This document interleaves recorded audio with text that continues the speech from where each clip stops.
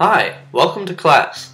I'm Professor NotOne, that's NotOne, as in I'm not a real professor, this isn't a real class, and I unfortunately won't be telling you a real story today. So today I had wanted to do my first storytime video, but unfortunately I couldn't find an animator in time.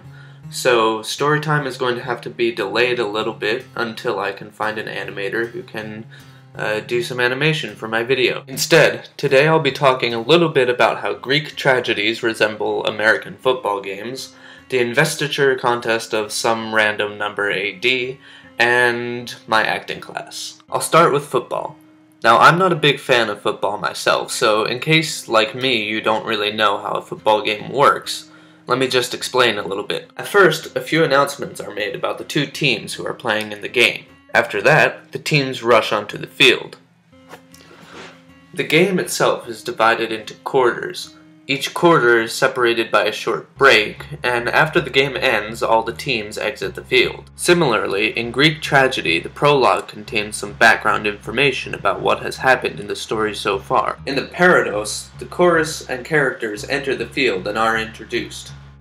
All the action takes place in the episodes, which are scenes like the quarters of a football game. The episodes are separated by stasima, or choral odes, in which the chorus sings and dances about what has happened. Finally, in the exodus, everybody remaining on stage exits. So, next time you're watching a football game, think about Greek tragedies, or goat songs. Next topic is my acting class. Recently we did an exercise in which we were all handed a card that said something about a place and something about a time. Our task was to take the given time and place and arrange them into a short improvised scene without any words. I was stuck with chilly noon on an October day and on top of Big Ben. My scene involved shivering a lot and sipping tea.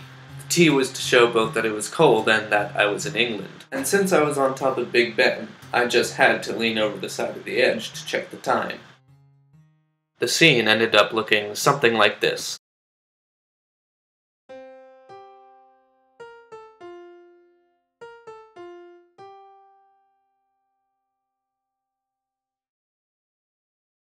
Needless to say, that was very entertaining. Finally, I'm going to talk about the Investiture Contest.